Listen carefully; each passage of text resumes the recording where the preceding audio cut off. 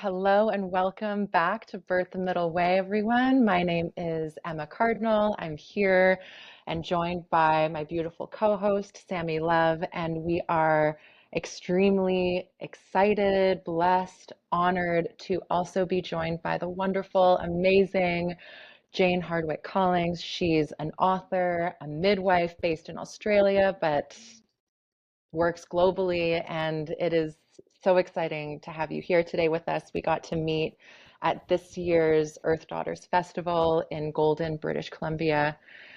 So welcome, Jane. Thank you so much for agreeing to come on and talk with us today. Thank you, Emma and Sammy's. Thank you so much for inviting me. It's a pleasure to have you here, Jane. We can't wait Yeah, to ask some big questions and soak up some of your wisdom. yeah, absolutely. So I have a few questions written here. I know that right now you're doing a lot of work with menopause and helping women enter into more of like a croning sort of space in their life. And I know that my mom listens to this podcast, and I'm sure she would love to hear about, yeah, menopause and your teachings with menopause and how women can really step forward and engage with this particular phase and season of a woman's life. Very important to prepare for menopause and understand what's going on in the same way that we already know is important to do so for childbirth. Preparation for childbirth is a thing. Preparation for the menstrual cycle for our younger daughters is starting to be a thing, but menopause preparation is very, very new and not a common process, but hopefully more and more women will want to educate themselves about what to expect and then even prepare. Hmm. And how does a woman prepare for menopause? Like, what does that look like? Well, first of all, I think actually the education is very important, so like what I was saying, we know for childbirth, there's going to be surges or contractions, or maybe my membranes will release and the water will come, so that when that one of those things happen, we either, was that a contraction? Was that the amniotic fluid, or did I wet my pants? So we know what to expect and enter the process with with excitement and awe actually, and respect. And just to backtrack, that the menstrual cycle is really the preparation for childbirth and the preparation for menopause, like obviously, because it's all connected. And there's a couple of, before I talk about how to prepare, there are a couple of prequels in our menstrual cycle that give us a bit of a clue about what perimenopause will be like and postmenopause. Now, peri, remember that means around. So menopause means last period and postmenopause means after your last period. And then there's premenopause, which is before anything happens. So too many pre's and peris and posts. I think everybody just gets completely confused. So I've decided to rename it. And Awesome. my new name for menopause is in alignment with the other major life developmental stages. So adolescence, the becoming an adult, and matrescence. Have you heard of matrescence? Hmm.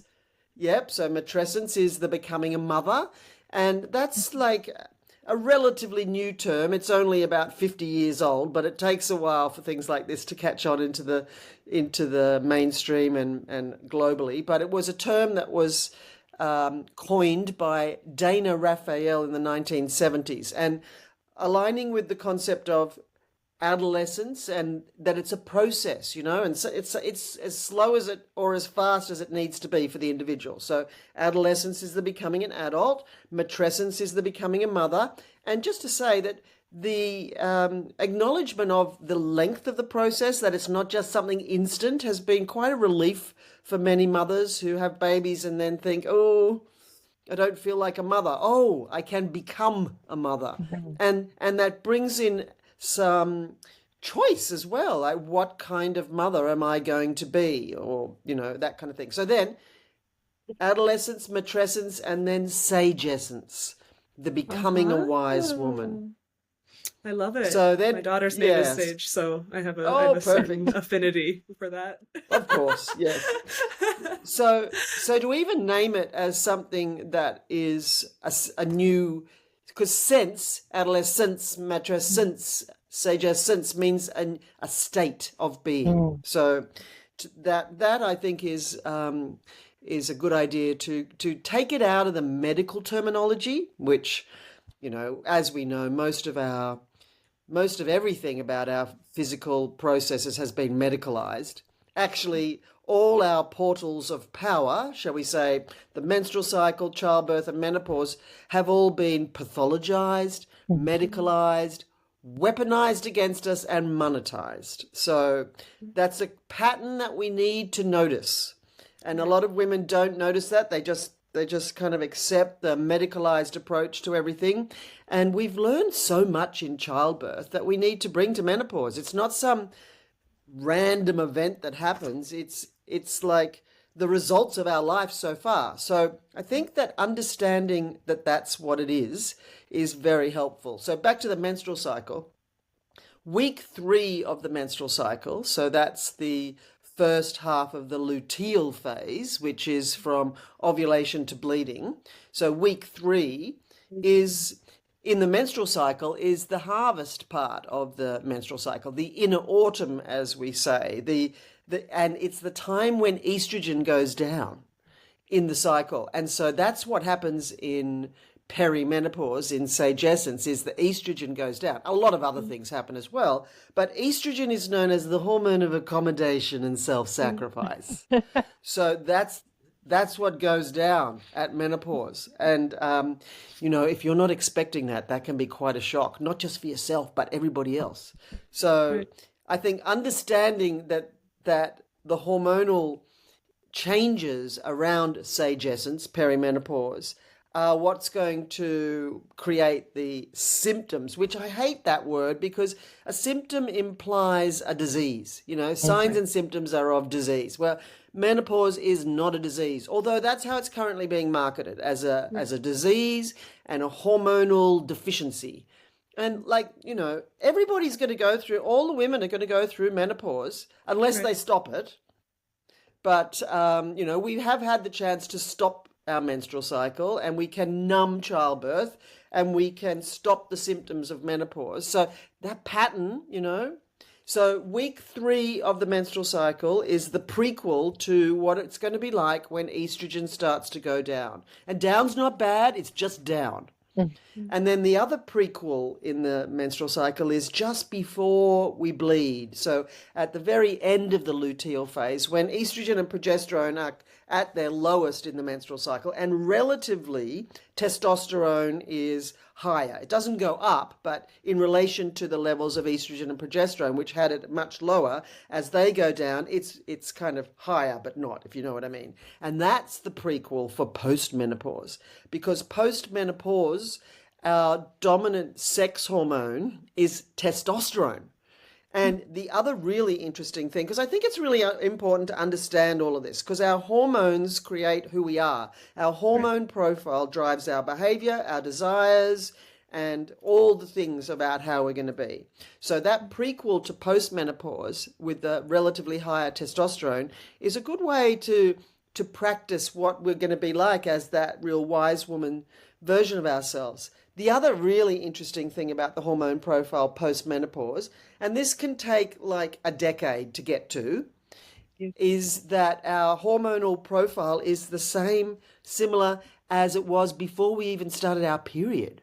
So that's super cool. If you think about, that's who you return to be, not really, Cycle but that same completion. hormonal, totally. And so Yeah. part of preparing for post-menopause, sagescence, is to remember who you were before the hormone of accommodation and self-sacrifice completely a veil descends upon you, and everybody else is more important than yourself. And that keeps the world going, keeps the babies Totally. looked after. Totally it Yeah. does. Yeah. But if you can remember who you were pre-menarche, then that's who you're kind of coming back to, but with say about 40 years of Of learning who experience. you are Right, and Wisdom, totally. yeah. who you're going to be. Right. Yeah. So Right. so who were you pre pre-menarche, probably a vegetarian fighting for animal rights, something like that. And Been then there. post-menarche, Been there. yeah, exactly, Been there. yeah, I'm in the motherhood you know, continuum now, though, so it doesn't work so well, the whole vegetarian exactly, fighting for, yeah. those things. And then But post-menopause, it may not be vegetarian because you realize actually I've got to have all the amino acids to be able to do all the things, but still caring for the environment, basically, like Right. it's so postmenopausally that pre-menarche girl with all her fire actually gets a mission, and then she Right. gets to enact that. So preparation for menopause would be to normalize it as opposed to medicalize it, which is what's happening. And the other, and not just that, like the woman knows what to expect, but her family, because they're probably the first ones that will notice it, because in menopause, the first thing that changes is that our progesterone level goes down. And what that looks like, so this will be part of the preparation, is to know what the changes are. So oh, I'm getting there, blah, blah, blah. The first thing with progesterone going down, what that looks like is that you don't necessarily ovulate every cycle. So, that's the sign. And sadly, there are, in my workshops when I'm teaching this kind of thing, most women have no idea how to even tell if they're ovulating. So that's how far away we are from the connection to our body and our processes that the menstrual cycle gives. So, Right. And it's like we have to be connected to that smaller cycle that is the menstruation cycle in order to actually be connected to that bigger cycle, right? That is like from, adolescence, pre-bleed, maidenhood, motherhood, and speaking into sage essence now. Yeah, I love to, I'm just getting some downloads as you're talking. It's really beautiful, because I've spent so many years as a young woman focusing on the cycle, right? And now as I have come into motherhood and will one day emerge into sage essence, to actually understand how that focus and that dedication to feeling into understanding, learning from the cycle that is menstruation, how that is a micro to a macro. Totally. And I mean, of course. So, we've been told that like childbirth is this random dangerous event. It's the next developmental stage in your life. It's like our birth experiences are not random. They are the culmination of our life so far. They are a readout of our mindset, our beliefs, attitudes, and fears, and a bit of a sign of how well or not well we are tuned into our body and the baby. And the menstrual cycle is great preparation for that, because during the menstrual cycle, hopefully, we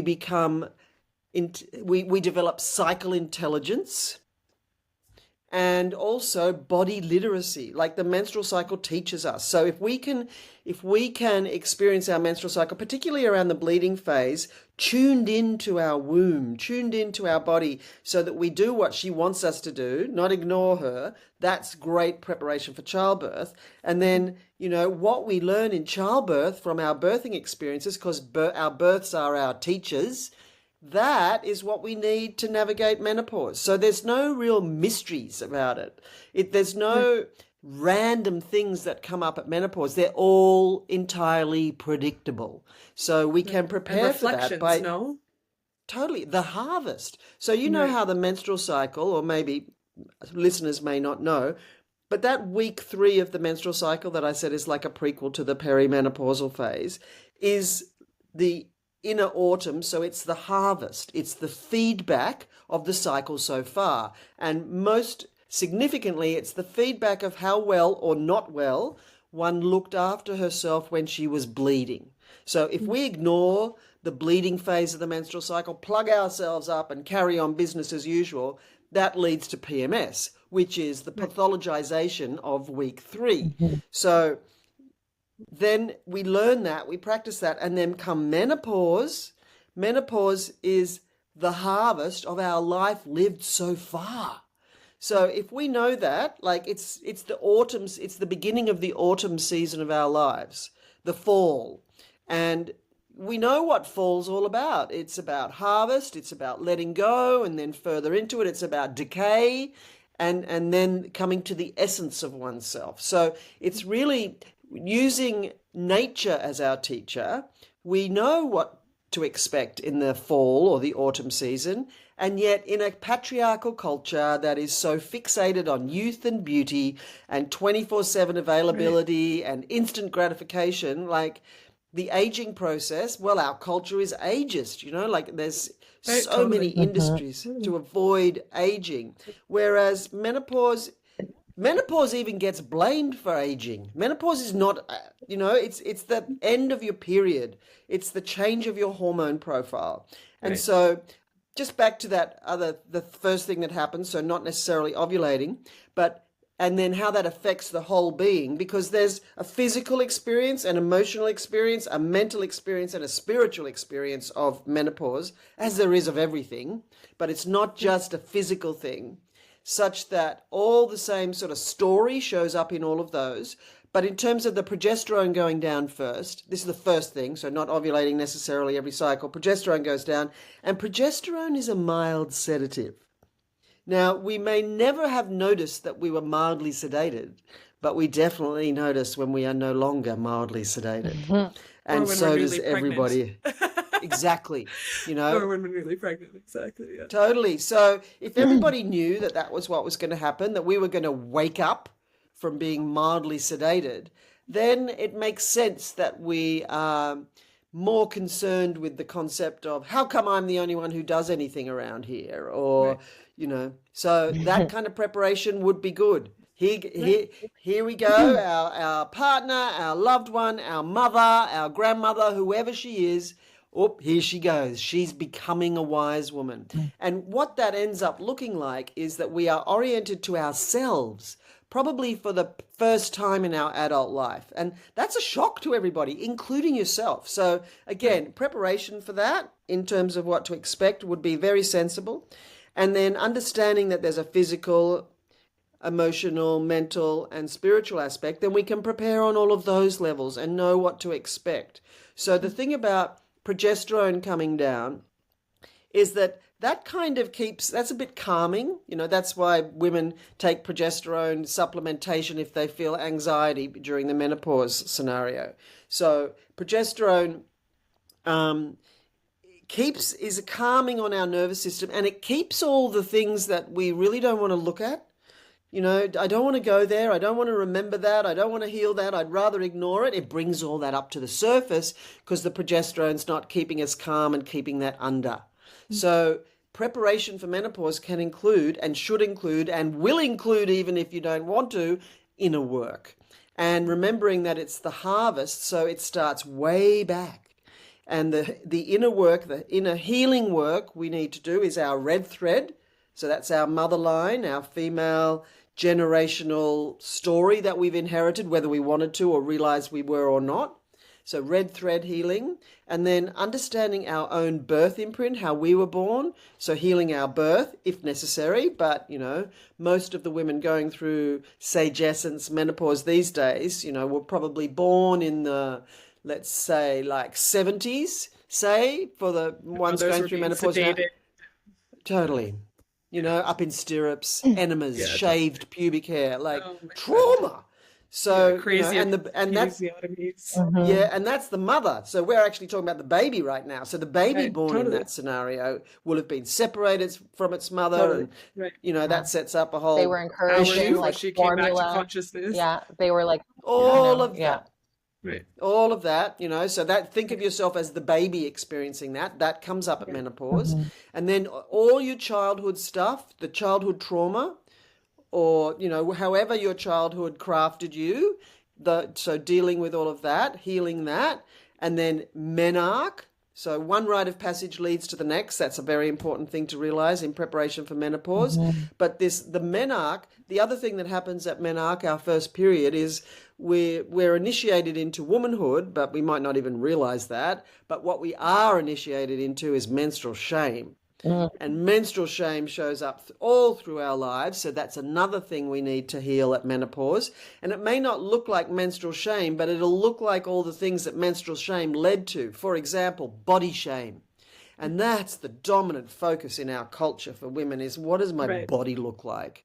And avoiding aging, right? It's a cultural Totally. norm right now. It's like getting all the Botox, getting all of these, things, even if they're fancy, somewhat natural treatments. It's like, I have younger friends, like younger than me in their late 20s that are getting Botox. And I'm like, make that make sense. Like I struggle so much with this concept of, avoiding the process that is natural. And a question comes up for me as you're sharing these pieces as well, because it's like, in certain circles in this world, in the work that for sure I'm doing in myself and seeing other clients do, it is like the rewriting of the menarche story. And it is at this age, way before menopause, going back and like rewriting that story and reclaiming, reverence for our cycle and reclaiming connection with our blood and coming back to prayer and coming back to connection with the earth and, doing birth preparation sessions, weaving education with psychotherapy so that we can already be unpacking, specifically our own birth imprints. And it's one of the main things I do with the women that I walk with is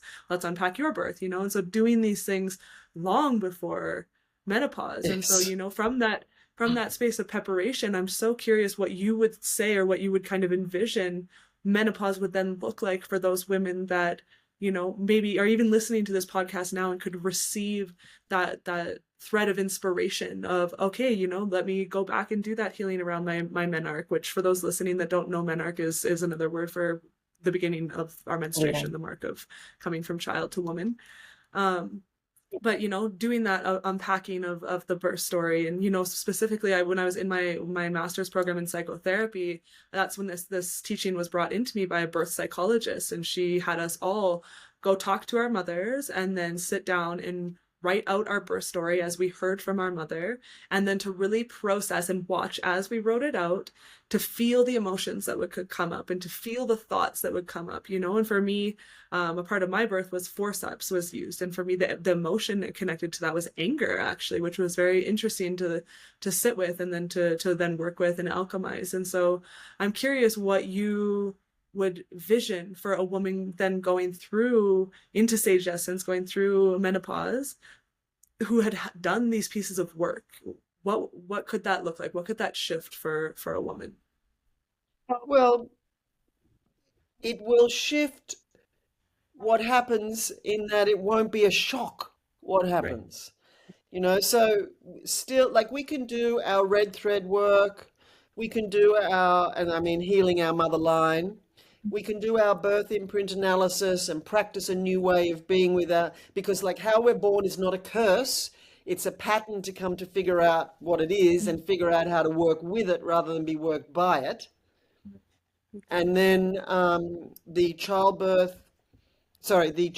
trauma work, wounded inner child work, and then, as you said, the menarche and hopefully a connection to the menstrual cycle if that hadn't happened. And then all the birthing teachings to be able to find what they are. So what I think that does, if you do the work rather than letting the work you, then there is a preparation, but it doesn't mean you're going to have an easy experience necessarily. We have the experience we need to have to teach us what we need to learn about ourselves to take us to the next place on our journey. So just using myself as an experiment of one, like I knew what to expect for menopause because I'm a midwife and I was a nurse and I understand the process. And as a midwife, I learned, or whatever is the right way, my experience taught me to trust birth and to trust the body and to trust our processes and to trust the menstrual cycle for all the things that it represents. And then in terms of the birth process, that we will have the birth we need to have to teach us what we need to learn about ourselves. So in my own experience and experiment of one, I knew all of that, but that didn't stop me from having the menopause I needed to have that unraveled my life the next layer. Right. So there's not just do the work, tick, done, and see what happens. And then you're coasting through menopause. Layer upon layer upon layer. Right. Mm-hmm. My personal experience of that was that when I started to really feel the beginnings of it and the hot flushes, I had a really intense experience of that. And so what I came to learn and feel was that our experience of the symptoms of perimenopause actually more of a readout of the state of our nervous system Mm. and the load on our liver and the state of our adrenal glands. So it's more about how much cortisol you've got in your body and Toxins. and how and how you eat and how much sleep you have, how much exercise you have. So it's like we can do the inner work, but that doesn't give us a get out of jail free card. We will still have the experience that we need to have, which will include healing our red thread that we may not even be aware of what happened. So this is not to say preparation has no effect, because clearly it does. Mhm. You know, it's when we know what to expect. Like we know what's going to happen, then we can prepare ourselves on every level. But just to go back to my experience when I was having all the hot flushes, and I was thinking, I can't handle this. This is outrageous. And so I can really relate to women saying that they can't live their lives, or they can't function, or they can't parent, or they can't work, or whatever. Like, I really understand that from my own personal experience. But as a midwife, I could bring a midwife's lens to the process and see that as a birth and a labor. And that what I needed to do to navigate the labor, the baby is the wise woman version of us, was to remember what my births taught me, how to navigate the experience of that huge opening in all the ways that it happens, with pain, without pain, whatever. But I had this experience where I was thinking, I can't handle this. So what will I do? I'll I don't want to have HRT, but this was when bioidentical hormones had started to come out. I thought, I'll have them. And then I thought, this feels really familiar to me, that I am trying to avoid my body's experience. So that catapulted me back to my very first birth experience, which was when I was 26 and I was a home birth midwife already, and I was planning to have a home birth. I got to fully open, fully dilated, pushing for 4 hours and couldn't budge the baby's head. So it was misaligned, asynclitic, and contractions weren't strong enough, and I didn't really have the pushing urge, and blah, and blah, and blah. I ended up going to hospital and having an in-labor cesarean, because it had been a long time, and that was the next thing to do. So I then realized, when I unpacked that birth experience, which was quite a shock for me, I thought I would just have my baby at home, like all the women I was helping have their babies at home. But what that did was, that birth experience taught me about surrender, because I didn't surrender. But I didn't know I didn't surrender. Mm. And I didn't know that I didn't know how to surrender.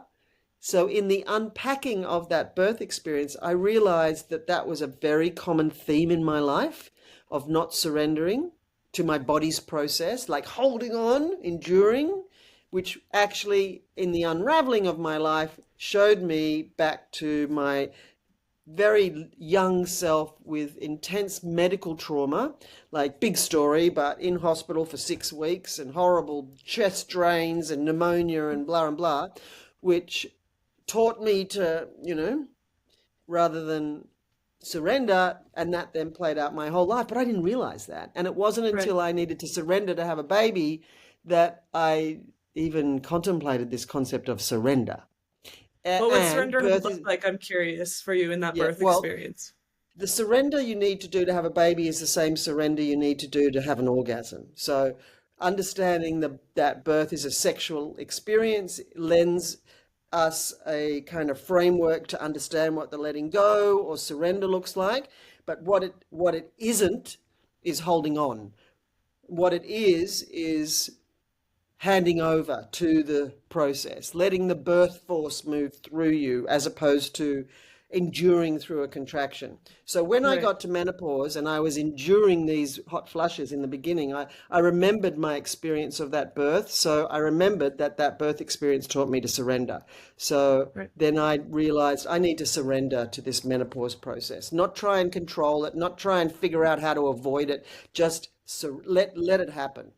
And then, so this is the concept of our birthing formula that I wanted to tell you, is that whatever we learned from our births, we need to remember for menopause. So my first birth taught me about surrender, because I didn't do it.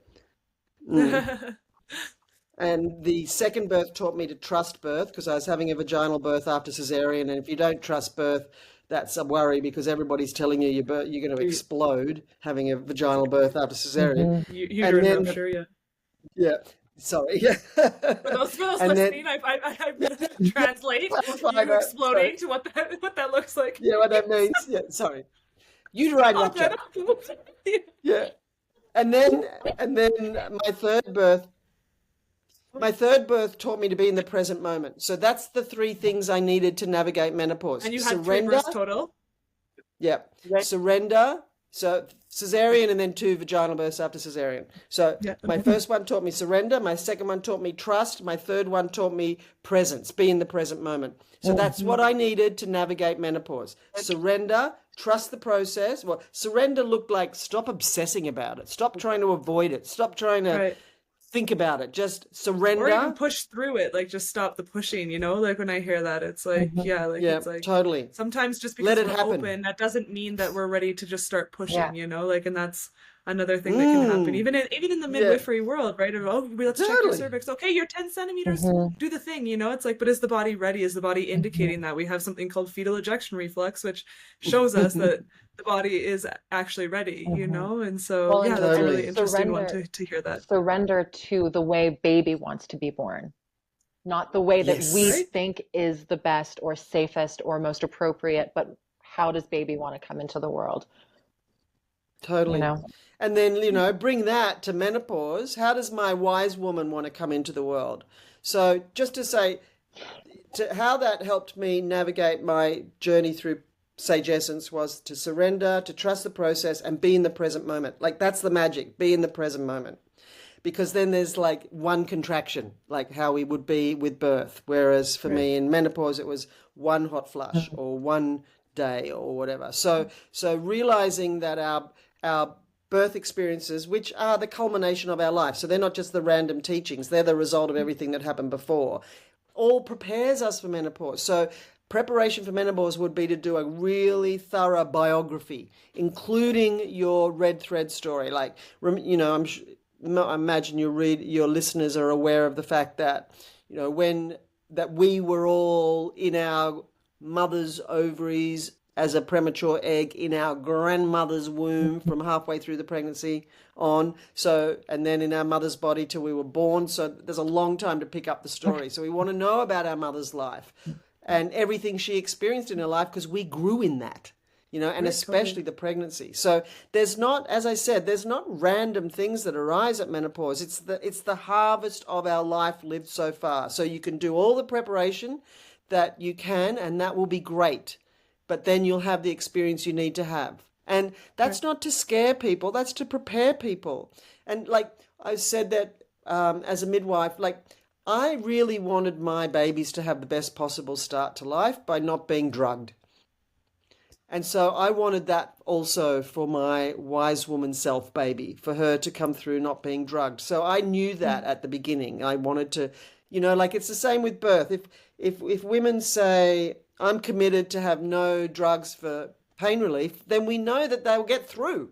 That it's a thing, that you commit to that and then you use all the other methods unless there's pathology. And pathology is a whole nother story. But in terms of the menopause, that, to commit to go through this, because like we said, there's so much unnecessary intervention in childbirth, leads to all kinds of things, including birth trauma. And there's so much unnecessary intervention and fear at menopause that leads to a huge industry. Like currently menopause is a $16 billion industry. And in 2030, there will be 1.2 billion menopausal women. So that's a massive market. Wow. And also a lot of women who are so unsure, they wake up from the progesterone going down, right? And they're like, whoa, where am I? 50% of divorces happen at menopause initiated by women. And then the process begins. And it is the teachings of your life. There's and it doesn't stop. One of the things that I realized 8 years, that I was enduring my hot flushes. I would just have a hot flush and I would just go like, it wouldn't even take off my sweater. I just endured it And I didn't even know that I was doing that. I just was doing that. And then I noticed, and it completely unraveled my life. Again, about how I will endure things. And you know what that looks like in a positive way is I've got incredible endurance and stamina, which is fabulous for a midwife because you kind of need to. But in terms of my own self, it's not actually that healthy to hold on with that.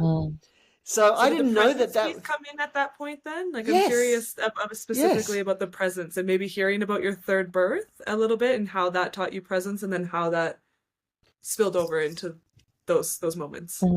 Yeah. Um, the unraveling was another layer from before, you know, in me realizing the absolute impact that not surrendering or enduring, being able to just take it, you know, just take it, was useful but not useful in this whole surrender thing. So in my third birth, that taught me to be in the present moment was an ecstatic birth experience that happened. And ecstatic doesn't mean blissful necessarily, right? Ecstatic means means other, you know, out of, and stasis is state of consciousness. So it's an alternative, like an altered state of consciousness. So whatever that is for the individual. For me, it was the most amazing experience I've ever had. But it only happened when I got to a point of thinking, I can't handle this. I need to go to hospital and have an epidural. There's no way I can put up with this pain. And then I had this conversation in my own head of talking to my husband and my two midwife friends that were there. I'd say to them, I can't handle it. I need to go and have an epidural. And then I'm telling myself, but they're just going to say, oh, but you're doing so well, and maybe this is transition. And I just thought, oh my God, I can't get out. There's no way they're going to take me. And so what surrender looked like for me then was I had to surrender to the fact that I was going to have a baby, and I had to have a baby, which sounds bizarre, but, you know, that was the surrender. And then what happened was that I took all my awareness to the part of my body that was hurting the most. And instead of trying to get away from the pain, I went into the pain, and that catapulted me into an altered state of consciousness where I felt zero pain. Zero pain. And I was thinking, what's happening here? And I couldn't tell if I was me or my womb or the contraction or the baby. I later learned that that's called unity consciousness, which is what really practiced monks after decades of meditation can achieve, and that was what I was catapulted into when I focused on the pain. So in the present moment of focusing on what was happening, catapulted me into this no pain situation. So that was what I taught me Isn't it about being in the amazing, present like moment. birthing as a midwife and like, you know, as Yeah. women who studied birth, like at that conversation, like I love it so much. Like I wasn't gonna, this thought came up earlier, but it was making me think of my first birth when I said the fetal ejection reflex thing. And of course I studied that, I'm aware of it. My first birth, you know, my body's pushing and I can't stop it. What's happening? You know, like, and you're just in it, you know, like, it's so funny that like, you know, I feel like the midwife part of you, like, you know, it comes in and out in different moments in the experiences of birth, right? Where you're like having the conversation with the midwives, knowing that they're exactly what they're going to say because you've been in the other role. That's your typical slaves. That's so it. you can You know, have and the that, conversation without even having to say a thing. It's totally. It's so, And that was interesting the issue for me in that first birth that taught me about surrender, was that I was being my midwife. I was having a birth from my midwife head. Okay, Interesting. so I will be dilated in, Right, let's say, right. 1 to 2 hours per centimeter, and you know, yeah, Mum, come back at whatever, and we'll have the baby by then. Like, you know. Right. So yeah, my first birth taught me so much. So Right. yeah, so the bottom line here with all this conversation is that that's all the stuff that comes up at menopause. So I knew about surrender, but I had to go the next level of it with menopause. And now here I am pretty much on the threshold of going into my fourth and final life season, the winter of my life. So I'm in the autumn of my life in post-menopause, from menopause to 70. So that's the fall or autumn. And at 70, I'll go into the winter of my life, which is my crone years. And because after mother, there's another season after mother before crone. It's the autumn season of our life. It's the season of mage, sorceress, matriarch, grandmother. And then at 70, we become the crone, the old, the wise woman, the elder. So I'm like 2.5, I'm 67 and a half. So I'm 2.5 years off my crone season. So when I turn 70, you know, there'll be the next level of surrender for me about how I feel about being an old woman, which I can't predict much about. I don't know what that will be like, but I'm guessing it'll be something. But then the ultimate surrender of death, you know, like I wonder how that's going to be for me, given the theme of my life is about learning how or accepting surrender. So, you know, there will be a theme in each of our lives, and there will be common themes because we've grown up in a patriarchy, and there will be common themes because many of our red threads will have common themes because we've come from the same heritage and carry similar legacies and stuff like that. But every woman, just like with childbirth, will have her unique experience of menopause. And long story short, preparation for menopause is going to be very helpful, but it's not going to give you a get out of jail free card. Right. So I'm curious because I've heard you say a few times, like, you know, you've learned to trust birth and you've learned to trust menopause and your body and all of these different things.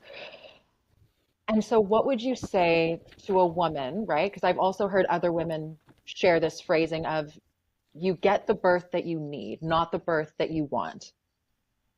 And so for a woman that's had a very traumatic birth or her baby died in childbirth, like myself, as I told you before we pressed record, I'm curious how you would speak to a woman, because we do have listeners that have walked that path as well. And what would you say to them in that kind of capacity?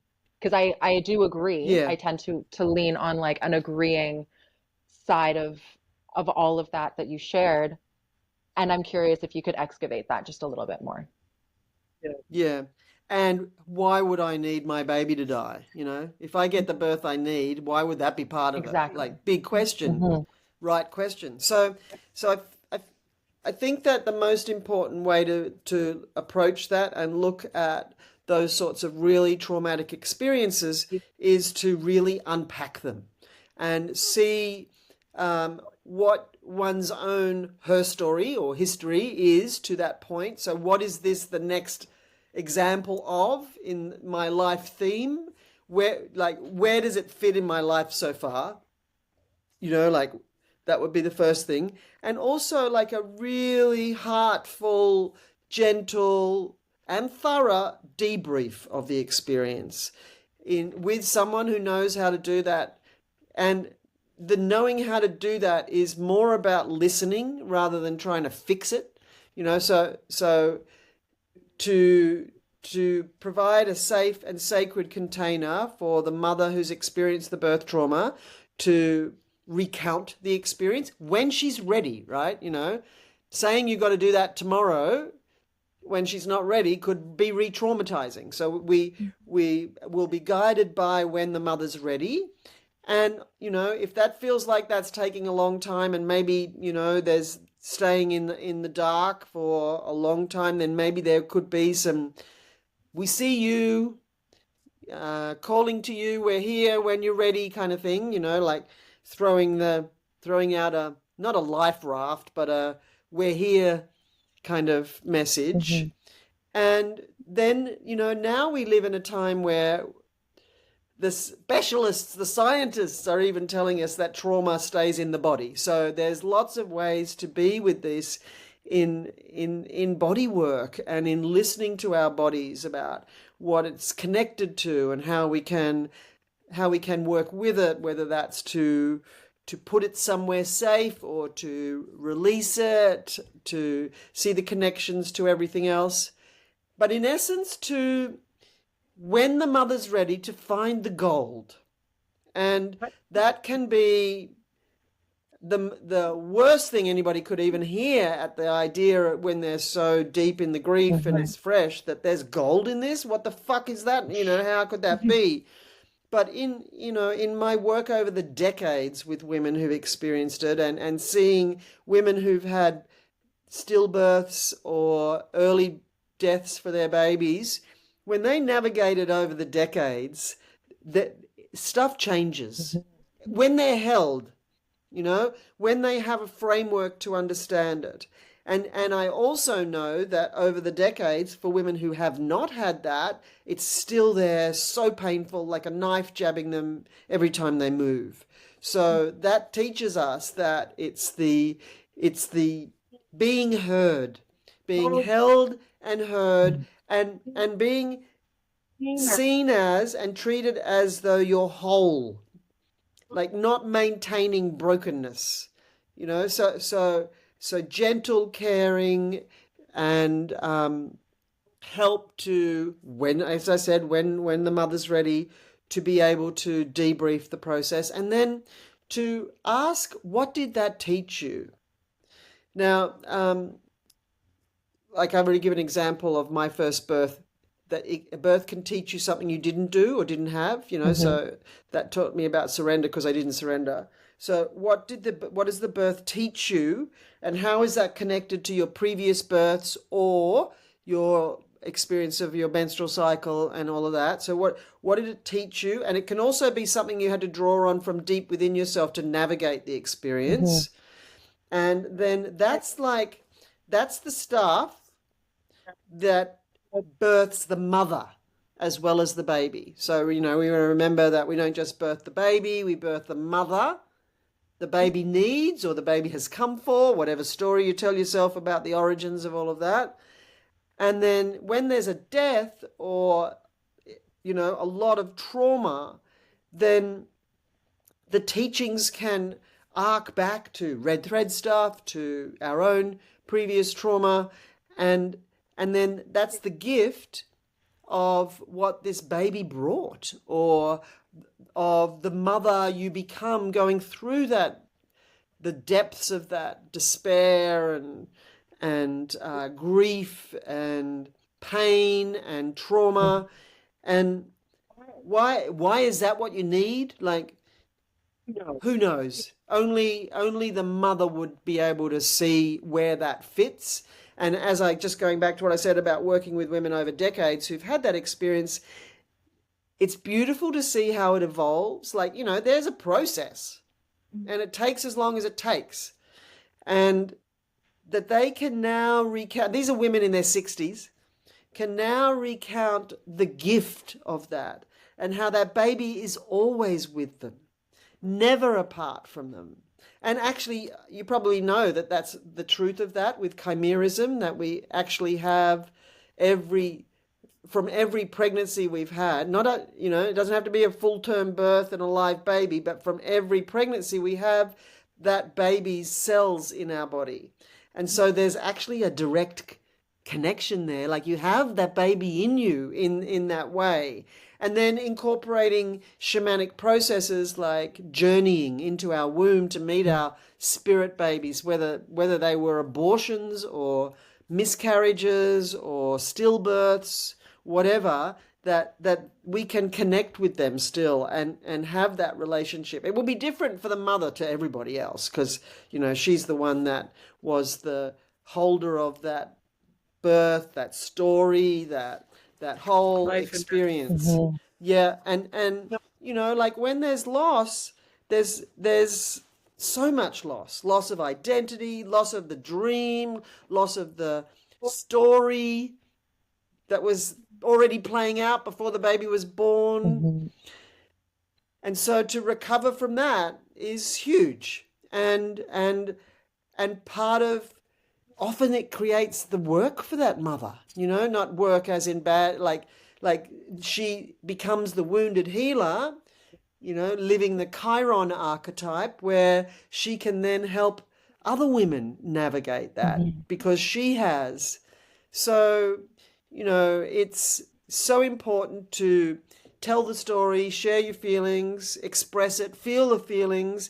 And, back in the day, we would have gathered together in a village and done the keening, the howling, the crying and the processing, like what happens at a funeral when people cry. It's like the helps the passage of the soul, or whatever story we have, and to do the rituals and the ceremonies to have a funeral for a loss, and obviously for a baby, and to realize that that baby lives on and will never be forgotten, and that how that may play out at menopause, well, next level. If we just remember that life with all our work is like an onion, layer upon layer upon layer, that is guaranteed. So come menopause, it's the next level. But that doesn't necessarily mean the next level of devastation. It could be the next level of like, oh my God, there's whole... Exactly. Yeah, totally. So, not to diminish that, the horror and the pain of loss, but that also shows us a bit of an attitude, shows us about our attitudes to death. And in a culture that is so like anti-death, it brings so much like judgment and expectation and fear and all that stuff. So, like, I feel like the women I've known who've experienced similar stories to you, Emma, and any loss at any stage, are galvanized by it if they are supported through the process. Because, we have to remember that death is part of life. And that every single person that we know, including ourselves, is going to die. There's just two things we don't know about it: when and how. And if that is like shocking and, oh my God, what can I do about that? Then there's lots you can do about it. We need to live our lives in the present moment, giving thanks and honoring every experience as for what life gives us. And, from this point here at the...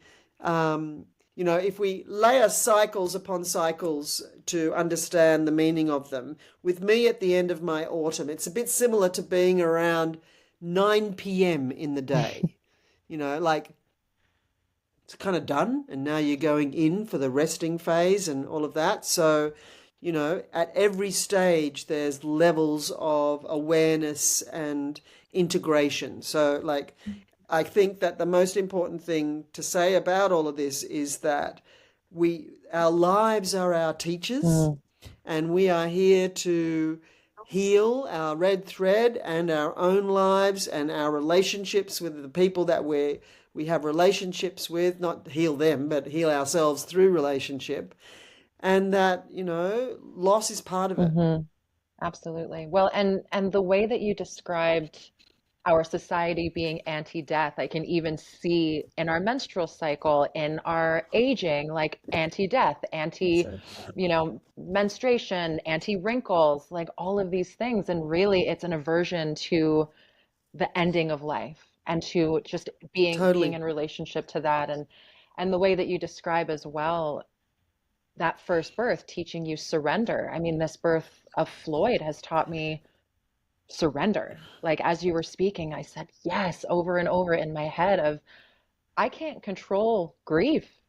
Like it's not even just the birth that I had to surrender to, it's the time after, and surrendering to mothering a dead baby. What does that mean? What does that look like? How do I do that today versus yesterday? How do I show up to that? And thank you for going into that. Yeah, I just add two more things. So we can use the goddess of health and healing to help us here. So this is Hygeia, and her mandate is the wound reveals the cure. And so the next question is, okay, how does the experience, how does this serve? What does this teach me?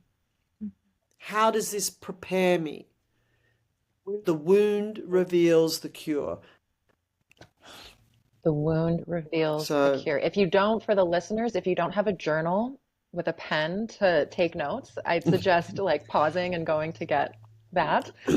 Amazing. Mm. wound And heals. of menopause, again, same thing. Mhm.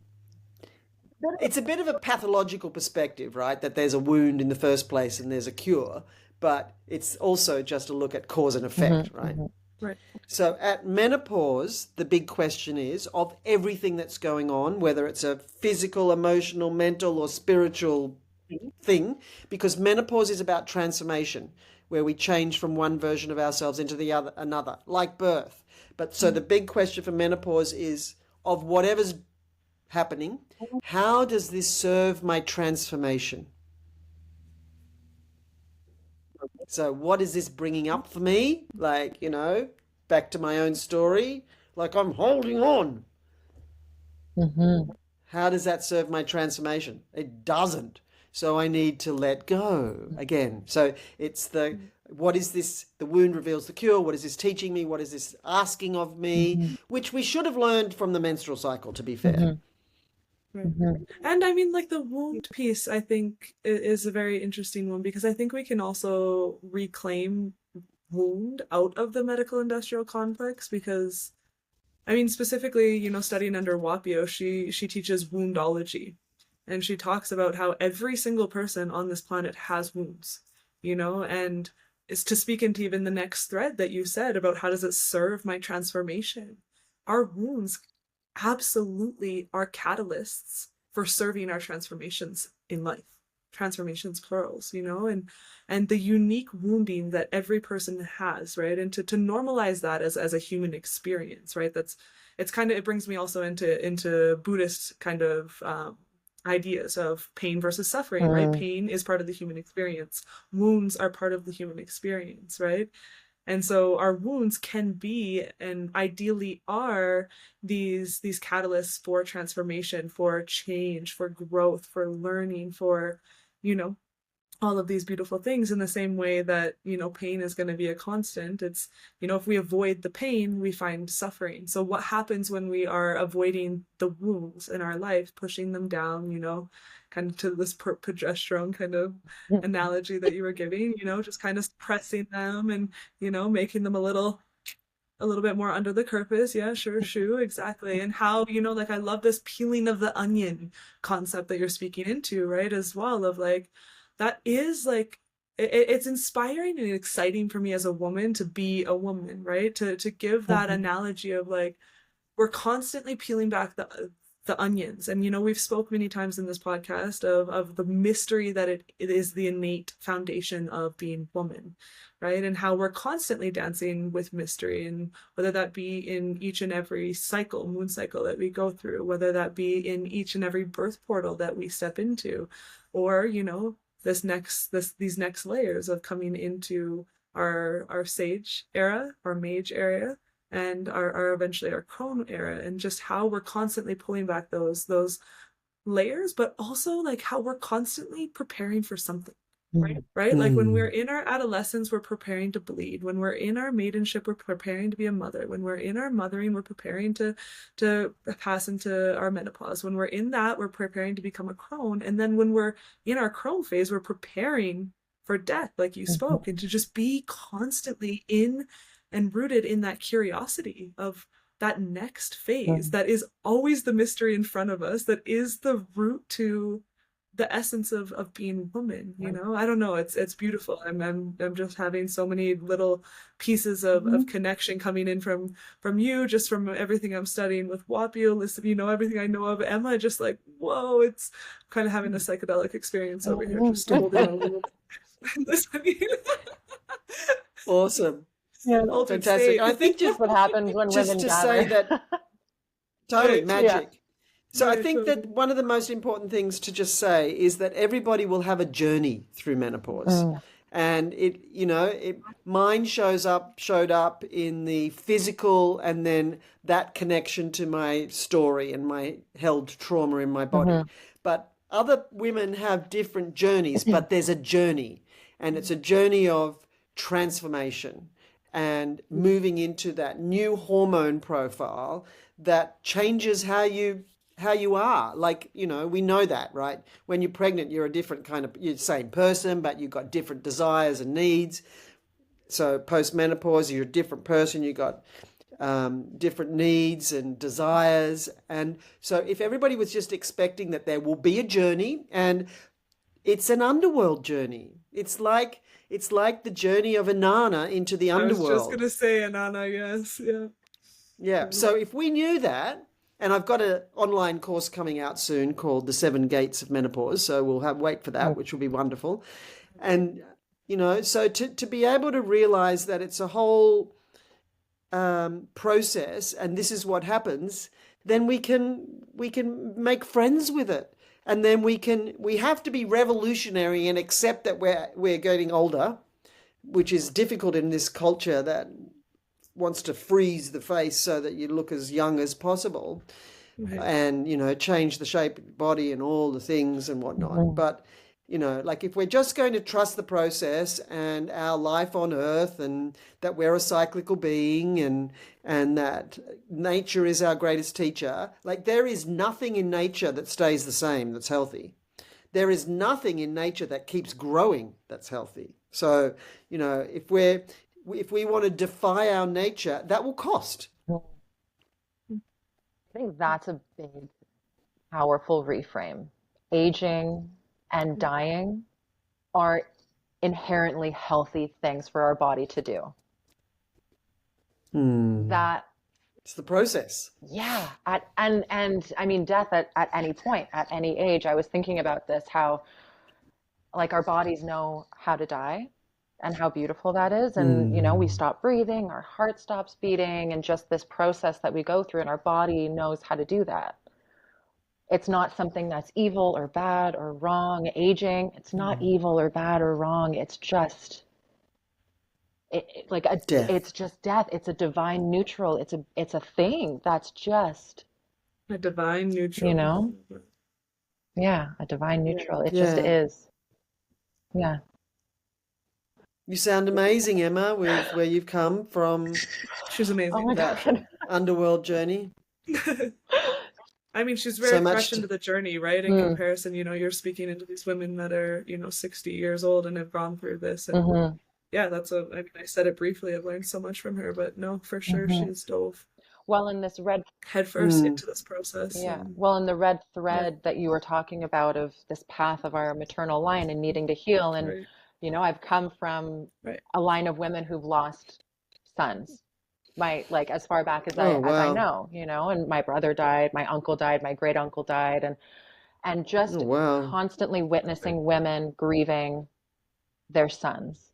And then me losing my son in childbirth and thinking, why me? Like, why is this happening? What's going on? What does this birth have to teach me? And I mean, it's taught me so much. And I can't even put words to it in this moment, but even seeing that ancestral piece, that thread that has carried through to me, and not seeing any of these passings as like, oh, they died too young. They had so much life ahead of them. No, it's what happened. And there is medicine in the messiness, in the wounding, in the pain, in the sorrow, in the grief. But there's so much love. Like the grief is not an absence of love. It's the continuation of that. And I remember somebody telling me, like, Floyd, we named him Floyd, our son, like Floyd's death is the breaking of a generational cycle or a generational curse. And I thought, oh wow, that's interesting. And then I thought, well, why does his dying have to be a curse? I don't see any of these boys in my lineage, any of their lives as being a curse. Why are we painting a youthful death as a deeply negative thing instead of seeing it in its totality, in the wholeness of what it is? And yes, it is the most painful thing I've been through. And I wish so badly that I didn't have to go through it. I was telling Sam before you hopped on the call how much that's been coming up for me lately. And I can also see how his death, like specifically him dying, has shaped me and is continuing to shape me into someone that I don't know yet. And I think our births can do that, because trusting birth and Sam and I have spoken about this a lot in the podcast, trusting birth isn't just trusting that birth is going to go well, or that your cervix is going to efface, or that your hips are going to, flower open, or that things are going to unfold in a peaceful, orgasmic, ecstatic sort of way. It's to trust that what presents is presenting with a purpose. And there's a reason for that. Yeah. So that lovely thing everyone's saying, like it's happening for you, not to you. Right. Yeah. And I think that other piece, and wow, Emma, beautiful. What a teacher you are. Thank you for that. And, I think the other big teaching that often happens with birth, but life, is that it's kind of midwifery 101, and it's to be with what is. Not what you wish was happening, not what you were planning for, not what you were avoiding, like whatever, but to be with what is. And then whatever needs to be done or not done or whatever.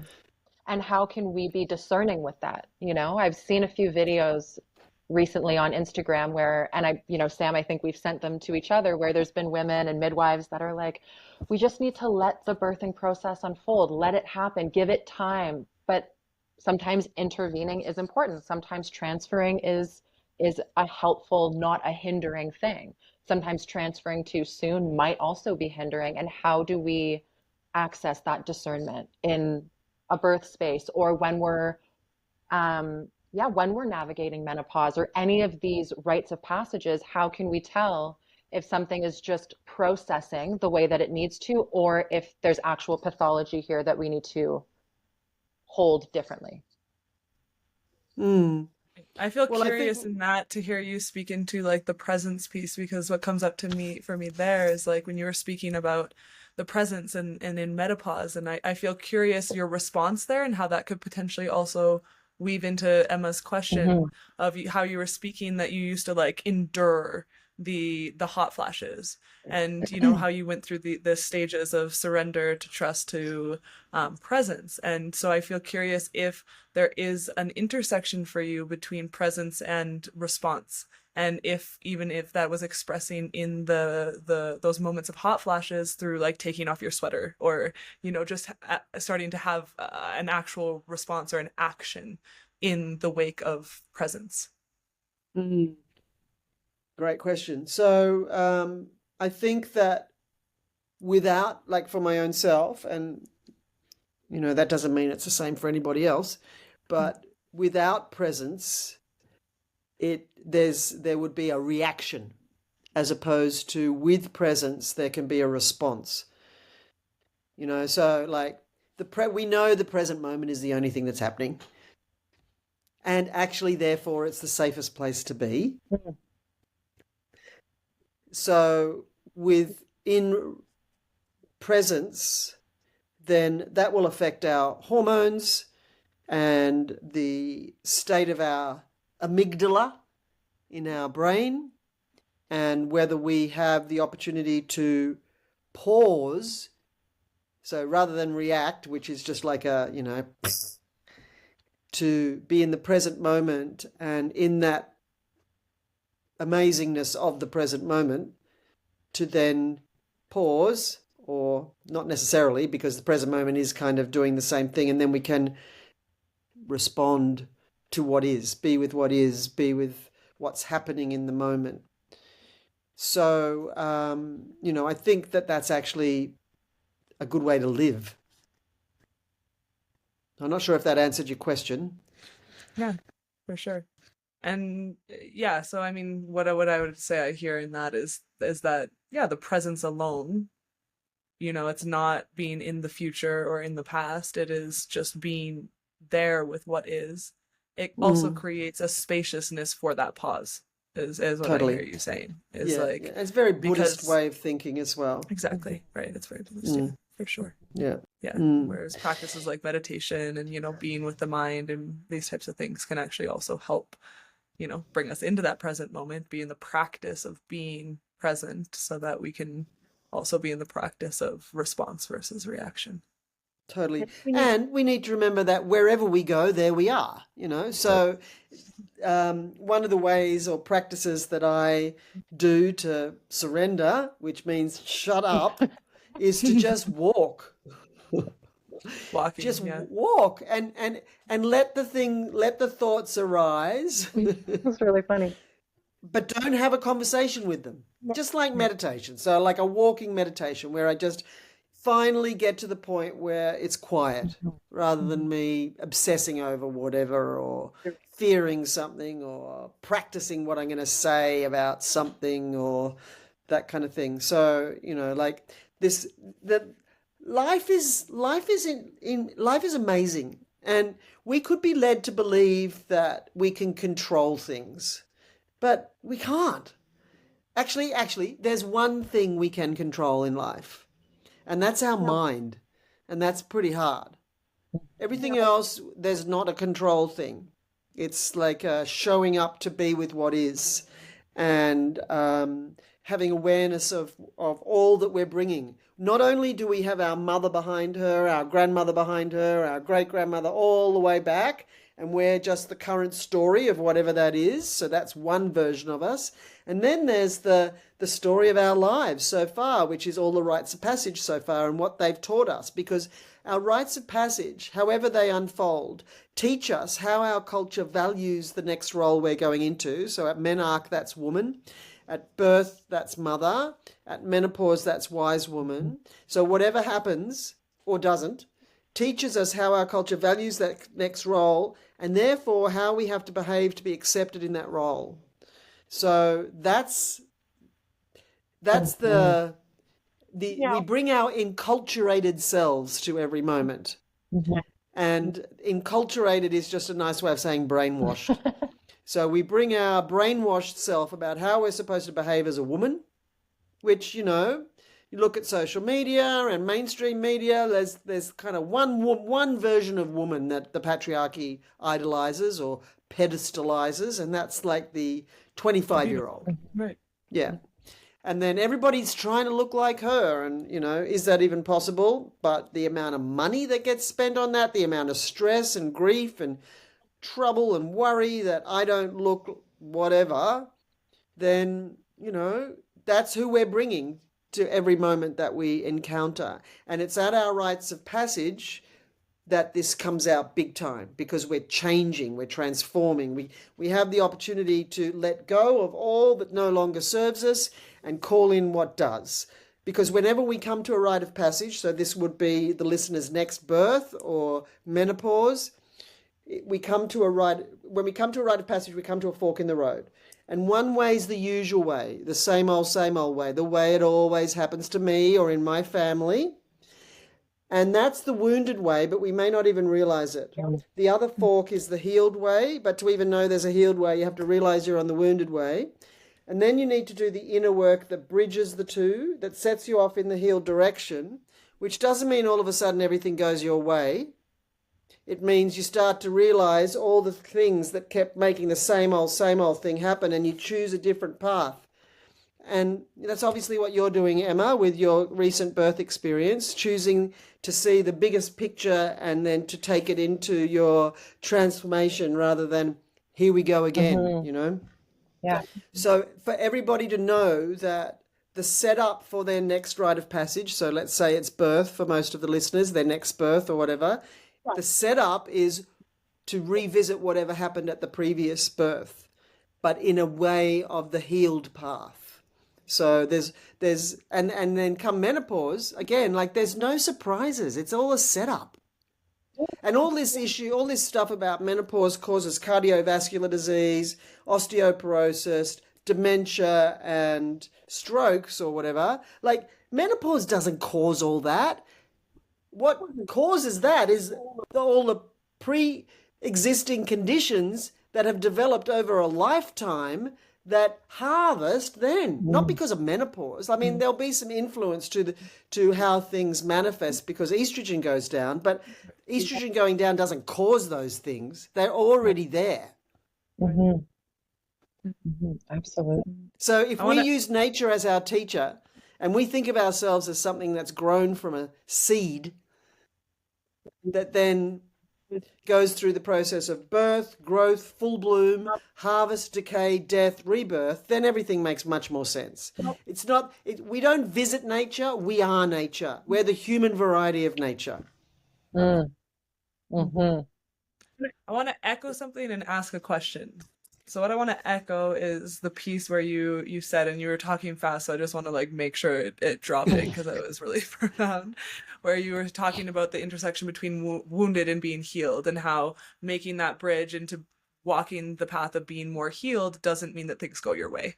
I think that that's really profound, and I think that people really need to like hear that and understand that. I've seen, even as a therapist in my work, people doing all of this work, even with grief, like I've had clients in grief, and bargaining can be a really big piece in that, of like, okay, once I get through this, and once I do this ritual, and once I write this letter, and once I do this thing, like then I'm going to be okay, and I'll be on the other side of it, this type of thing. But just, really echoing that, the path of healing, and the pursuit of the self, and understanding that just because we create expansion and we, learn things, adopt wisdom, maybe, are not moving from such a traumatized place as we heal, that doesn't mean that we just have this access point where we suddenly live in utopia. And I think that our culture and like entertainment industry specifically, really want to condition our mind to make us think that that's possible.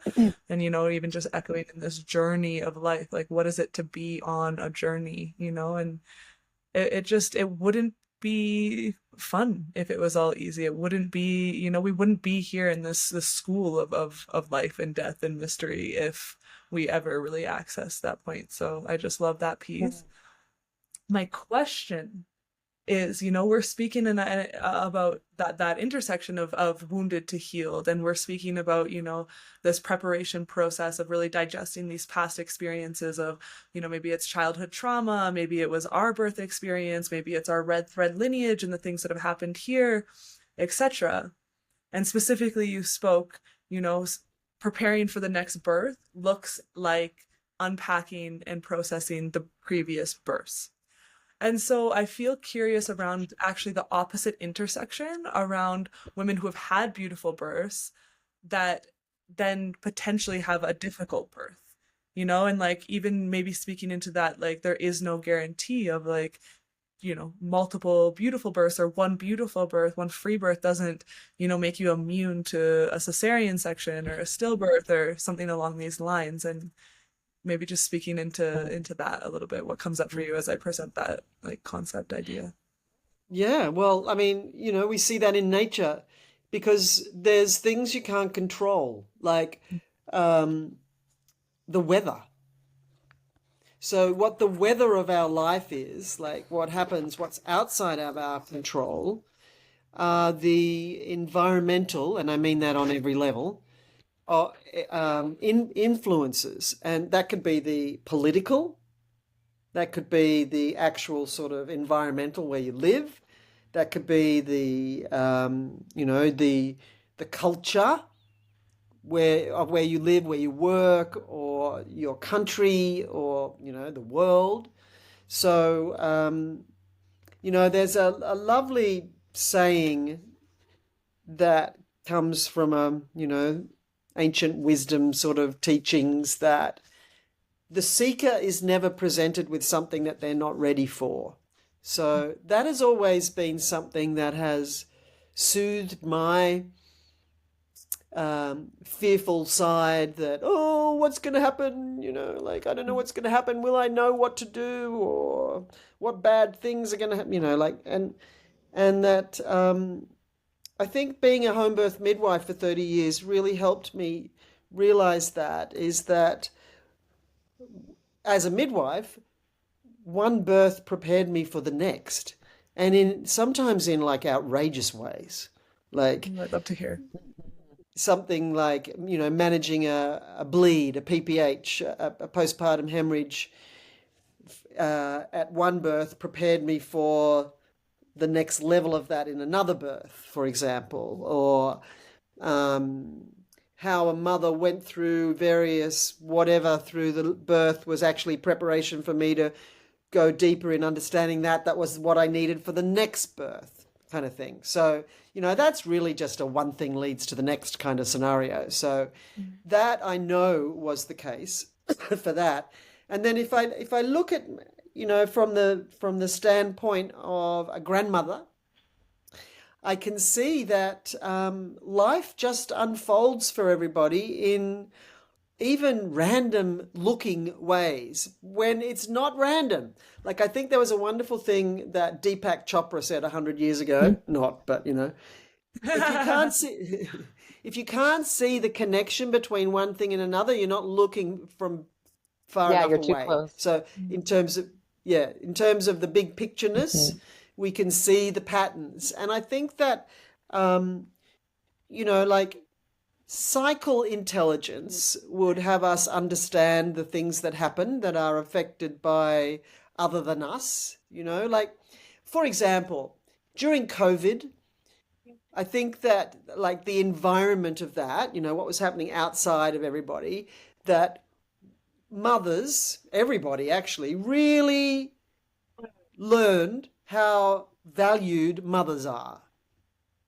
So in Australia, and it won't be much different to anywhere else, but during COVID, 10 people could go to a funeral, 5 could go to a wedding, and 0 to 1 could go to a birth. So there we had it, the evidence from a cultural, societal, political level that birth doesn't matter. Women can just do birth on their own and even have to wear a mask or whatever. So that could happen to somebody who's had amazing births, that there's something outside of their control that changes everything. Right. For example. And, like, with where we're headed on this planet and all the existential risks that are presenting themselves to us, we don't know what's going to happen next. So I feel like, with regard to predicting birth experiences or menopause experiences or whatever, that more than anything, given the unknownness of where we're headed and how that's going to affect everybody on every level, that we need to just be ready for whatever. And that means that requires lots of things from us, including presence, self-awareness, strength, resilience, and not that we have to be big and tough, but we do have to be big and tough sometimes, and we need to be soft at other times. So, I think that for everybody who's experiencing anything to come, it will be a teacher, and it will teach you whatever the thing is that you need to learn, not just for your own self, but maybe for your family, maybe for your community. Like the various things that I can think of that have happened in my life that I've thought, like, well, that sucked, ended up being really big teaching moments, and not even just for myself, like for everybody who was working with me or I was teaching or whatever. So, like, there's no It makes guarantees. me think of the serenity prayer. God grant me the serenity to accept the things I cannot change, the courage to change the things I can, and the wisdom to know the difference. Exactly. Totally. Like, we think that we can control things. We've been led to believe that we're masters of the universe. The only universe that we are masters of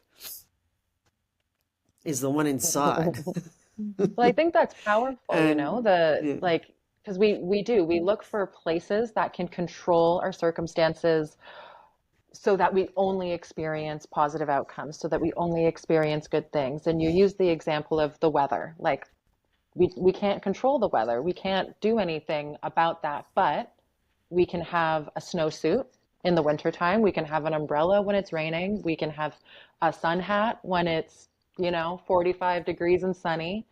And so we can't control our environment all the time, but we can control how we relate to it. So I'm not going to wear a parka in July in Canada. That's just not, that doesn't make sense. And then complain that I'm sweating and, I'm like, oh, it's too hot. Well, I'm wearing a snowsuit. What am I doing? It's July. Like, I don't know, And so I think just that, how do we engage with what's going on and to shift out of, I think, this black and white thinking, which is what Birth the Middle Way is all about, you know? So if a woman, Sam, as you were describing, like let's say a woman has two really beautiful births and then her third birth is quite traumatic or she goes in for a cesarean. For me, it's instead of looking at it as black and white, these births were good, this birth was not good. These births all taught me something. They're all teachers. So even if you had really beautiful births, what did it teach you about your capacity to be able to hold something so pleasurable or lovely or amazing, right? Like there's so many intricacies I think that we could go down and explore within that realm too, For right? sure. For sure. And it's also a delicate thing as well, you know, like in doing integration work with moms as well, like around the world and who have had, you know, cesarean sections when they've done everything to, you know, maybe they're really shooting for a VBAC. I've worked with women in that scenario, you know, and then they've had that subsequent cesarean, you know, you know, it can also be medicine to be like, yeah, that was, you know, if they're calling it the bad birth, to also, you know, just like echo it for them in that moment of like, you know, and even with you, you've been in that, you know, in that space of like, no, but I need to just call it that for a minute, you know, and yeah, understanding that like there is a certain human piece to like, okay, that beautiful free birth that was 2 hours and orgasmic or ecstatic and in an altered state, you know, that in comparison to, you know, that transfer, that cesarean section, potentially that stillbirth, like there is a difference in those things. And I do really agree that they are all teachers, you know, and I think that is, you know, that when you kind of are able to zoom out and see life from that bigger kind of picture from the eagle's perspective, so to speak, you know, I think that's a yes, that's a for sure. And I think also from our humanness, like there is a certain desire and natural orientation towards the desire for certain outcomes, you know, and best case scenario for one mother is going to be a free birth at home. Whereas for another woman, it's going to be a physiological birth in the hospital without an epidural. And for some women, you know, in this world right now, it is that planned cesarean section that gets her back to work at, you know, that time that she wants so she can be in that meeting and get that promotion, you know, and it's, yeah, I don't know. They're just the nuances of it I was all. going to say nuance. Yeah, and also like the choices like what you're saying are like a plan. What's a healed birth is different for everybody, and the sort of foundations of the characteristics of a healed birth will be different for everybody, you know? So in the scenario of an elective cesarean, like if that's the way a woman can express her sovereignty or her agency, then and she has an empowering experience, that's healing. Right. Well, it even makes me think of the women, right, that come out of the hospital of like, I would have died if, right? I would have died if that doctor wasn't there in that moment to give me that cesarean section, right? If I would have tried to birth at home, I would have died, you know? And the women that find so much peace and like they advocate for that truth, right? And, you know, people who understand birth can also be curious at the very least around the nuances there of like, okay, but what would have happened if you didn't receive that Pitocin, if you didn't receive 20 cervical checks, if you didn't receive that epidural, if you didn't, you know, if you weren't asked what your pain was on a scale of 1 to 10 every 5 minutes, you know, what would have happened if, would you have actually needed that emergency cesarean section and needed to be saved, you know? But she doesn't want to go there, right? And we can't push those women to even go into that contemplation of like, well, what if you would have just not tried that at all? Would the truth have been that you needed your life to be saved, right? There's just so many nuances, but many women are finding peace of like, I chose to be in the right place. I chose to birth in the hospital, and that was right because the doctor saved my life. Right. And ultimately, like we can't know what another path would have taken us to. And it brings us back to that thread, Jane, of presence. It doesn't like, can we know what would have happened if we birthed in a hospital or we had a cesarean or we chose forceps over a vacuum or we free birthed or whatever the choice is? We can't know that. What we can do is be present with where we are and where we are right now. I'm not birthing Floyd right now. I am sitting having this conversation with you and I'm feeling a little bit of pain in my sacrum and I was just holding this cup of water and I'm, like what is actually present here, right? And I think that in itself, because I get into those what if states, and that's the bargaining of the past, if I did this, if I did more work, then my birth outcome would have been different. If I studied more things, if I read more books, if I took more courses, if I did more inner healing, then the outcome of You went straight to the hospital. whatever it might be, the outcome would be different. Right. And we can't know that. And I wouldn't be the woman wondering those things now because I am who I am right now. And then we can get into these like paradoxes of time and, whole other world. But those are the places too, though, that we go when we're in labor. At least I did. I was very out of body. I would never have described my birth as painful. I would have described the recovery as painful and the grieving as painful. But the labor and the birth itself, not a word that I use to describe it. Wow. I think the what ifs can serve a purpose. Okay. I feel like you're hearing yourself. Like it's not somebody it's not anybody else doing that thinking. So you get to hear what you're dealing with. And that perhaps the what ifs can reveal or be part of the process of revealing the teachings. What if I listened to, I'm not saying this is your situation, what if I listened to my body better, more, then would I have known X? So that could be an invitation that it's about coming to learn how your body communicates with you or trusting your intuition or the instincts and things like that, So I think that there can be some points to that what if. But when it turns into a pathological, loop and it's just hurting, then it would be good to be able to notice that. Am I going over this again? Is this again? Am I getting anywhere? So maybe it could be like, all right, I got to this. Last time I was rummaging through my mind with this concept. Where did I get to? And just go there straight away and see if there's another place to get to, as opposed to just doing the same loop again. Yeah. Am I getting new I think information? the looping is the issue. Yeah. And it's also you part of that might. unpacking, right? Like we were talking about unpacking the previous curse. And so it's like, in the work that I've done, there's a few women and stories I'm thinking of where it's like, that exactly what you're saying, that processing of what if I would have leads them actually into the intention for this time I want to. Yes. Oh, good. Yeah. I really Using see the that. teaching. Exactly. Yeah. What if for me, my cesarean, that first birth, what if said, what if I realized birth was a sexual experience? And then what if I put together the fact that as a 20-something-year-old, I was having difficulty having orgasms? What if I realized they were connected? And what if I practiced orgasming in preparation for birth? Then everything would have been different.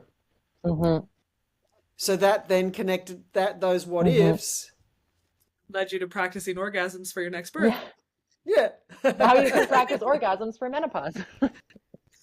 Yes, totally. And postmenopausally, orgasms are longer and stronger. Oh, so we have something to that's look great to forward to. Yeah, great.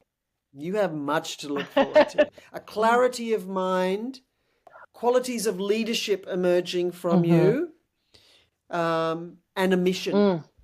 And I think I just want to touch on and highlight this point that both of you have spoken about just before we tether off from this what if conversation that we were just having, where the what ifs, if approached with holding, because I know, Jane, you've mentioned this earlier in the conversation, where when a woman navigates birth trauma or stillbirth or something really big in that way, when there's holding and she's able to process and lead, then we're able to find those golden nuggets in her own time, in her own way. But when there's adequate holding, and Sam, you were illustrating this too with women that you're supporting postpartum, and how you're watching that transformation happen within their describing that, their what ifs turning into, well, in the future, I'm going to do X, Y, and Z. And you're seeing those golden nuggets spark, like reveal themselves in real time. And I mean, that to me is just like, like that's so amazing. That's what we hope for. That's what we live for. I guess that's what I'm praying every woman that births, that bleeds, that lives long enough to experience the culmination of her menses can look at and explore and find those golden nuggets, even like with every contraction, with every loss, with every period cramp, with every hot flash, that we can find those golden nuggets and see them transform in real time and alchemize. Right? Yeah. Beautiful. That's it. Genius. Beautiful. So good. Amazing. So good. And so lovely to hear that from you. Questions? Do we have any more questions couple more. on the list? Yeah, let's maybe pull something else new, Emma, from our list. Okay, so what do we have? We can talk about, you want to do birth imprints, Sam? Do you want to explore birth imprints? Do you want to explore birth the middle way, shoulder dystocia? Those are the things that I think something more birth related. So let's dive a little bit deeper. I feel like we have a really unique opportunity, Jane, having you here, as a midwife of 30 years, a home birth midwife of 30 years. And just, I mean, as a young midwife myself, or traditional midwife, I struggle to even use that word just because I'll never be a licensed midwife. And, there's all of the nuances there. But walking the path of passionate about birth and wanting to tend to women in every way I can, I feel, it's a very unique opportunity to have you here. So,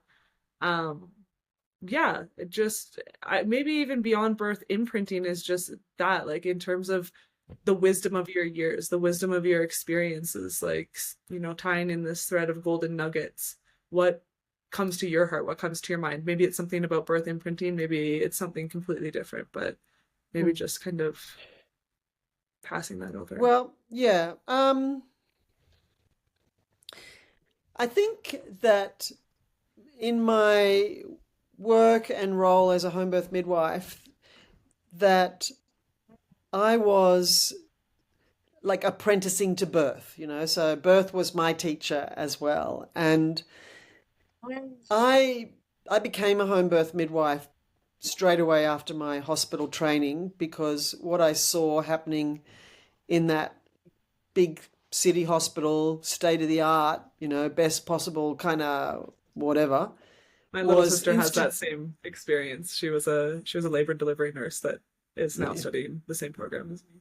Yeah. Right, great. Because what happened for me then was that I had an awakening. I didn't even know what an awakening was, actually, as a 25-year-old. I had an awakening to the culture and saw through my own eyes and my own experience, I was able to see what a patriarchy is and what misogyny looks like in a patriarchy. And so I saw institutionalized acts of abuse and violence being done on mothers and babies masquerading as safety. So then I finished my training and then left the system and did an apprenticeship with a home birth midwife, and then had my own practice. And so birth and the mothers that I had the privilege and honor to serve were my teachers. And I really got to see what normal means. Like, it's not one thing. It's such a range, like further out than your arms can reach. And it's such an individual process that presents in a unique way with similarities and sometimes like just completely like, wow, how did that happen? Like, fetus ejection reflex, or dilating from 2 centimeters to 10 in half an hour. Like, that was me as well. Wow. So all of that, or the 5-day labor because of all the reasons. So I think that what I want to share here as an example of my apprenticeship to birth and birth as a teacher for me was the action in the other realms that's going on. That's part of it, like the spiritual side of it, or the shamanic dimensions of it, as I would call it. And one birth springs to mind, and I'll never forget it. The mother lived, this is when I was living in the country, and the mother lived about an hour away from me, and the hospital was about an hour and a half away from her, and this was her second birth, and she decided at about, I don't know, maybe 32 weeks or something, so well into the third trimester, say, maybe beginning of the third trimester, that she wanted to have a free birth. And I said, awesome. She said, but can you just come after and check, blah, blah, blah. And I said, sure, I'll come. You call me when you want me to be there, and I'll come and I'll help you clean up and whatever. And so I was hanging out the washing one day at home thinking about her, and I had a vision come to me that that hanging out the washing had something to do with that I would be hanging out the washing when I heard from her that the baby's born, and I would go. You know how you get visited by visions? So that happened for me. And then maybe a month later she said, "Oh, I've changed my mind. I don't want to have a free birth. I want you to come." I said, "Okay." And I thought, oh, well, so much for the hanging out the washing vision thing. And then so I went to her in labour. She called me in labour, and she had a posterior presentation, so it was taking a bit of time, and it was very much a replay of her first birth, which she was wanting to not experience again, but there it was.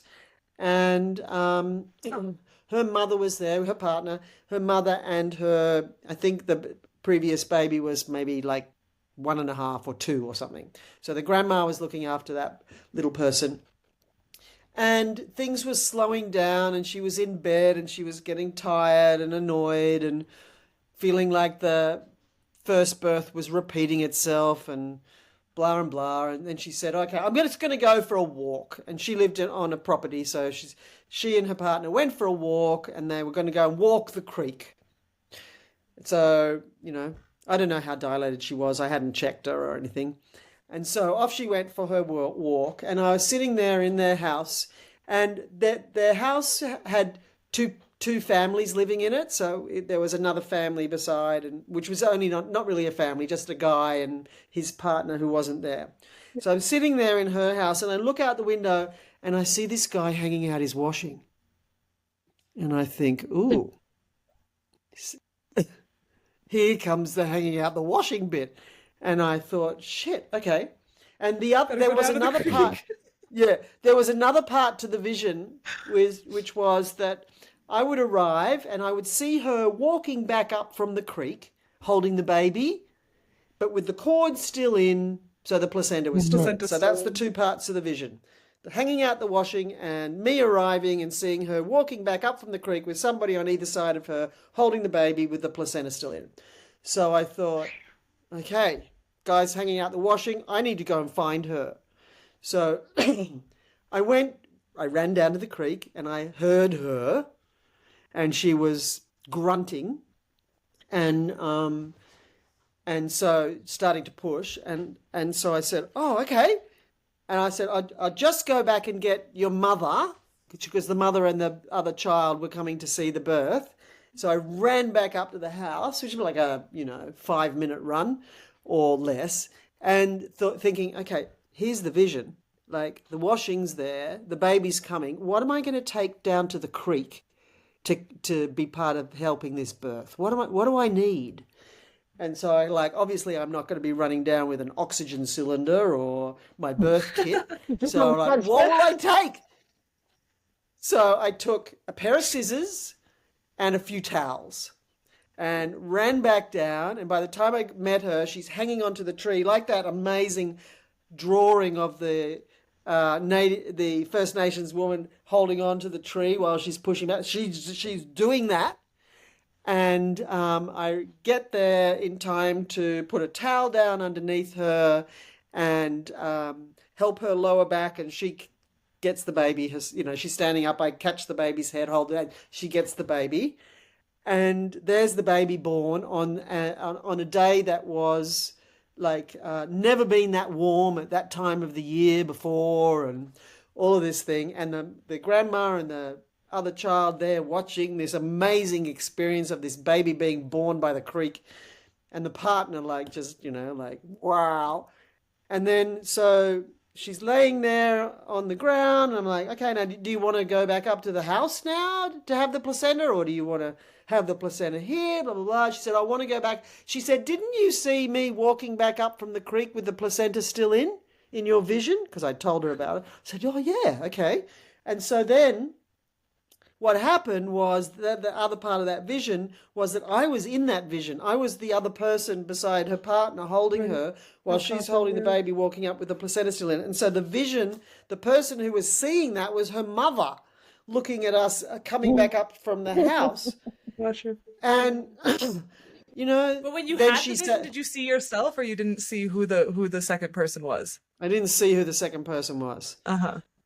And so then she came back up, and she went and sat on the toilet with a bowl under it and pushed the placenta out, and all was good. So like that birth taught me like far out. Listen, pay attention, don't disregard anything. There's information coming all the time that can prepare one, in this case, me as the midwife, to be able to trust the process of what was going to happen. Wow, totally. So that was huge. Yeah, it's amazing the things that can happen. It reminds me of a birth that I'll give a very quick overview, because I actually want to have the couple on the podcast to share the totality of it. They're actually Australian. But basically during the later stages of the pregnancy, they had learned that the father of the father had terminal cancer, or what was quickly found out to be terminal cancer. And within the birth space, moments after the baby ended up being born, beautiful birth, he called his sister. His sister was with his dad. And he, ended up speaking to the father on the phone, who was in the hospital, telling him everything was beautiful, that the baby was here, that, everyone is good and everyone's perfect, and thank you for everything you've done. And, I've got this now, and you can go. And we watched the father take his last breath an hour after the baby was born. And so just like this liminal space of like birth and death.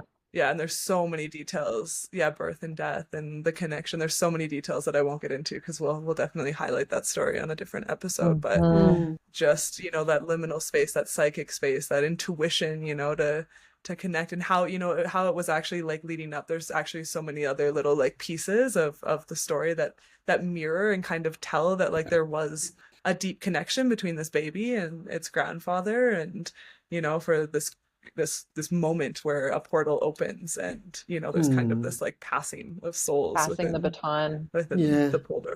Right? Yeah, incredible. So to be open to the magic, and I don't mean exactly. I don't mean that in a like a way. I mean the gifts and the unexpected insights or visions or whatever, that if we just accepted. And again, the menstrual cycle should have taught us that, because we have that visionary capacity when we're bleeding. So to accept that there's more than the medical way with all of our rites of passage and our menstrual cycle would be a very healing thing for everybody.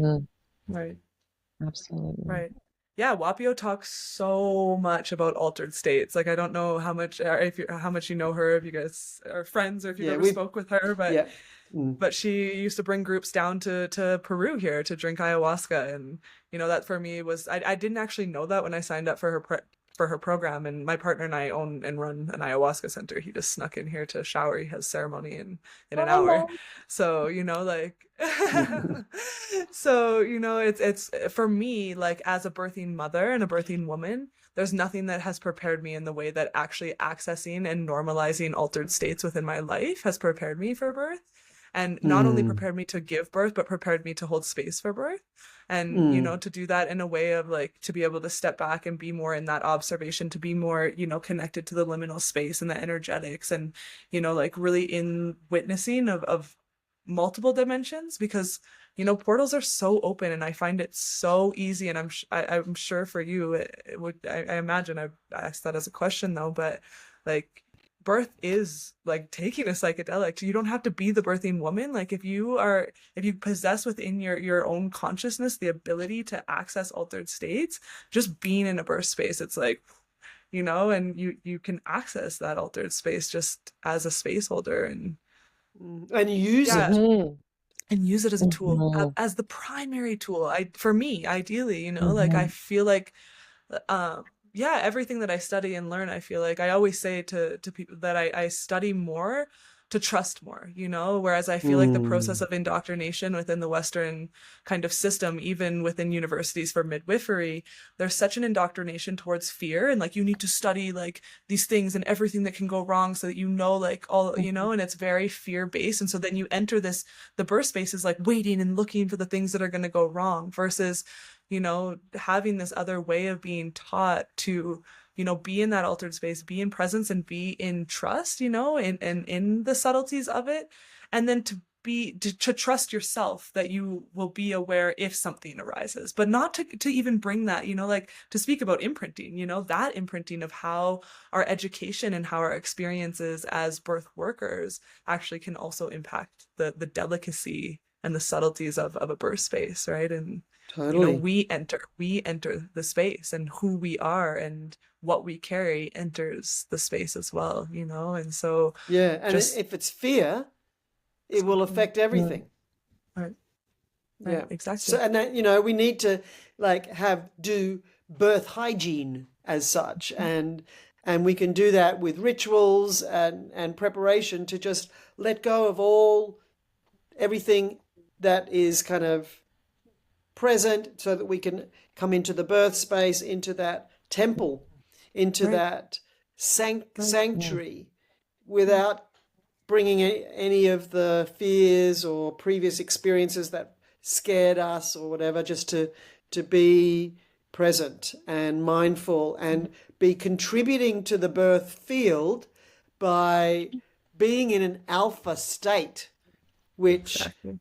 yeah, all of Yeah. that, so Right. that we can access the altered states of consciousness. And that doesn't mean that you're out of it. It means you're hyper aware, Exactly. and You're then you hyper pick connected. up things. Yeah, Well, yeah. even the So I think, normalization of how we prepare, right, really comes up for me of like the typical way of preparing, and even the way that most midwives are being trained to prepare right now is like, okay, let's, check the blood pressure and, put your hands on mom every time to figure out what position baby's in, and, seeking for like this information and wanting to understand and wanting to control versus, like for me, sitting down and talking to the parents and getting to know them and, talking about the intricacies of who they are, unpacking their birth stories, like letting them lead with like what they're thinking and what they're feeling, not projecting like, okay, well, if this happens, this is what we're going to do, like leading kind of with the fear. And I feel like there's such a normalization today in the birth world of kind of infusing that fear into the space,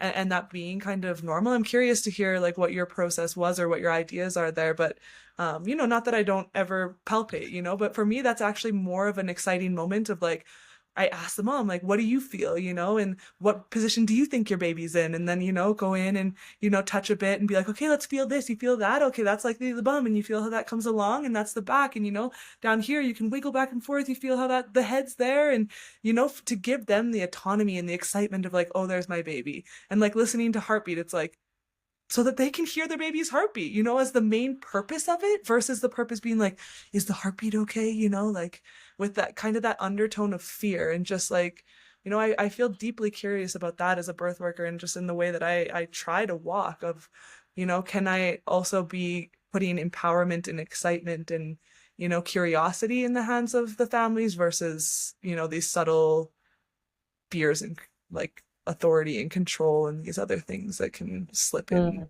very yeah, unconsciously. yeah, and will, Mm-hmm. unless you, and even if you're aware, they may. So to not judge ourselves if we do kind of have a flash of fear about something, and to maybe is that a warning of something? Right. And intuition. I think that, well, we know fear is catchy. So if anybody's in the birth field and they're fearful, then pretty soon everybody will. That's just the way animals work. And so it's really necessary for the mother, the partner, any of the support people, and the midwife, and whoever else is going to be there, the doula, whatever, to all have addressed their fears beforehand as much as you can. You know, there may be fears that you don't even realize you have. And to, you know, like, fear is not something terrible. Fear is a human thing to get you ready.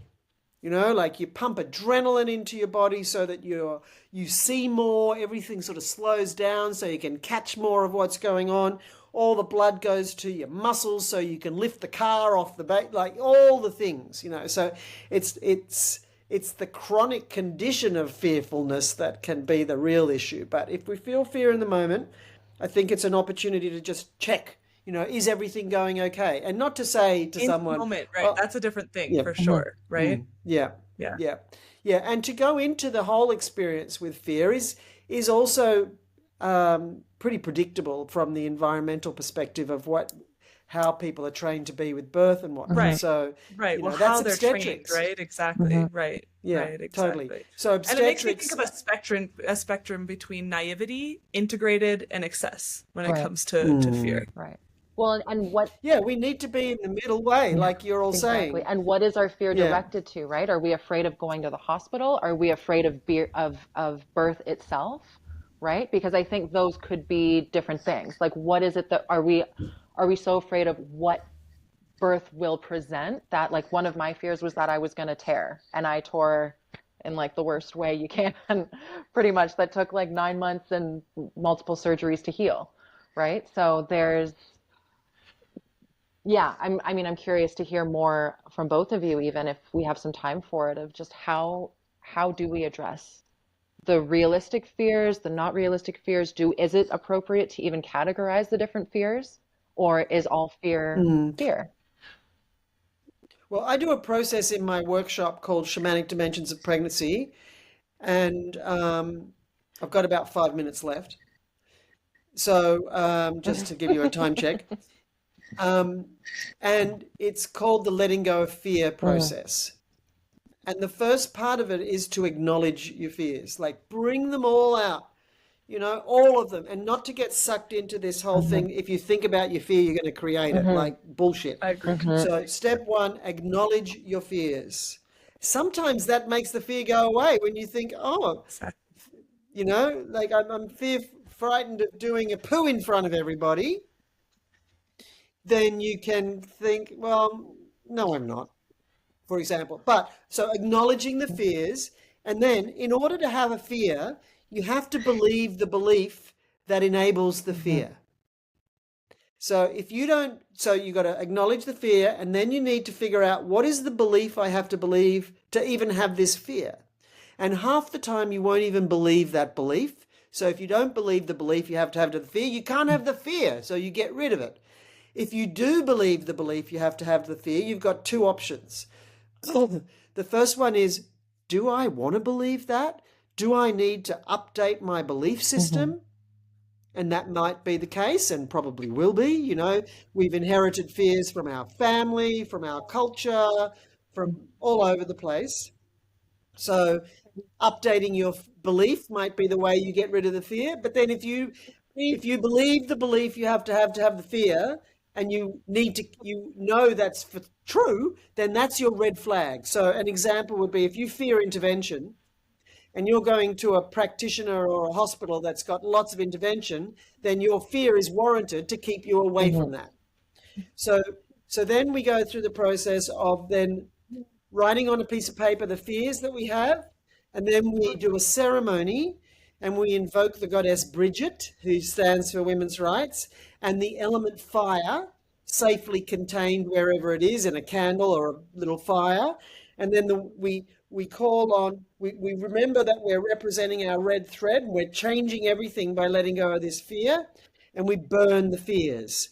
And in the process of preparing for the ceremony, we also write affirmations that counteract the fear, that we can go to if we have the fear. And so that ceremony is huge and so empowering, and something that I encourage the women to go home with, to do with their partner, to do with their support people, because you don't want random fears showing up at your birth. You want to know what people are bringing so that you can encourage them to, like, deal with it or don't bring Mm-hmm. it. And so I think that fear serves us many purposes from our animal Mm-hmm. level, which we can use, and from a psychological level, an unraveling of our belief system and an opportunity to update it. And from a birthing process, to just make sure you don't invite anybody who's terrified of birth, because Totally. if she's terrified, pretty soon everybody will be. Mm-hmm. And that's why there's so much intervention in obstetrics, because they bring fear. So much fear. Well, based on the fact of their perspective that it's all about risk. Exactly. Right. Mm. Yeah. I mean, I echo everything that she said. I have nothing to add. I do a very similar process with my families. And that's, I think, my psychotherapy background is really understanding some of those points of, fear needs to be met and not pushed away. And very much so I speak into, just to echo the one really important piece is, I think that especially in pseudo-spiritual communities, we can get a little confusion around this of like, if I talk about the fear, if I dance with the fear, I'm going to amplify and manifest that reality, right? And I think that it's actually oftentimes the exact opposite of destigmatizes, or it takes away the energy of it, to talk about it, to work with it, and it actually does the opposite of manifesting it in my experience. Or takes you to the next place of acceptance. Right. I remember in my last baby, I had a fear that he would be born premature. And that came from my experience where I used to work in neonatal intensive care unit as a midwife with the very premature babies. And my fear was not wanting him to have to go through that. And so part of the processing the fear was, well, if he does, then we'll be with it. Yeah, absolutely. Acceptance. So I guess before we wrap up, I have one final question. And that is, if you could speak to the current collective consciousness surrounding birth, what would you say? Well, the first thing that springs to my mind is a wonderful teacher to us all, Michel Odent, who was he's just died. He just died. Yeah. I'm still, in his honor, I'm reading one of his books right now. Yeah. Beautiful, great books. Yeah. So he was well into his 90s, mid-90s or something. So what he said about the current state of the birth in the world, he said this some years ago, was that we are at the bottom of the abyss. We are it's the worst of the worst is happening now. So that's exactly what we see. We're in the patriarchal culture's full expression of fear around birth and control. And could it get worse? Yes. I want to hope that we're in the death throes of the patriarchy, but Right.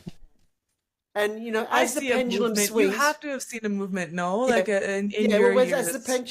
the pendulum swings, we see the worst of the worst before it goes back. But sadly not, Sammy. Over my 40 years of being involved in birth, it's just got worse every year. Really? So the only difference now is that a minority are choosing to birth outside the system. Right. A minority. And they are the edge dwellers. They are the pioneer seeds. They are the things that are growing new ideas at the edge. And that will have an effect. But the mainstream, 1 in 3 women have birth trauma. In Australia, it's only about 48% of women give birth by pushing their baby out of their vagina. Less than 50% of women push babies out of vaginas. So we can have a small C in our collective communities where women are much more aware and choosing, making choices and knowing what they can about what they can do, but the majority of women are not, and it's just getting worse. So I don't think that we can see what's happening in the more aware sector as the way, because it's not. It's a minority. It will be. It's the test. Right, It's I the hear that, but it is a experiment. seed planted, right? It is a seed that's a planted. new thing. So if we keep watering those seeds, that's, you know, Totally. my prayer for That is sure, our is that we- responsibility. That's Exactly. it, you know, to be able to share with the women we work with, and or through our publications or newsletters or on social media, that there is another way. And it's a seed. It is a And in seed. some places it's a gigantic forest, but in the whole story it's It's a the minority. only hope. So yes, we need to nurture this hope, and that if there's going to be any real change, it has to come from the mothers. I think that's a beautiful And so it is. mic drop. Yeah. Hear that, Um, mothers? Thank you so much, Jane. It's been Thank you. it's been beautiful. Thank you so much for taking the time to talk with us and to share your wisdom and share your time. And yeah, it's been an honor. Yeah. Thank you so much. Thank you, Sammy. Thank you, Emma. Thank you. It's been a wonderful opportunity to be with you, and thank you for the invitation. Thank you. Yeah. And blessings to all that you're creating in this Wise Woman Chrome.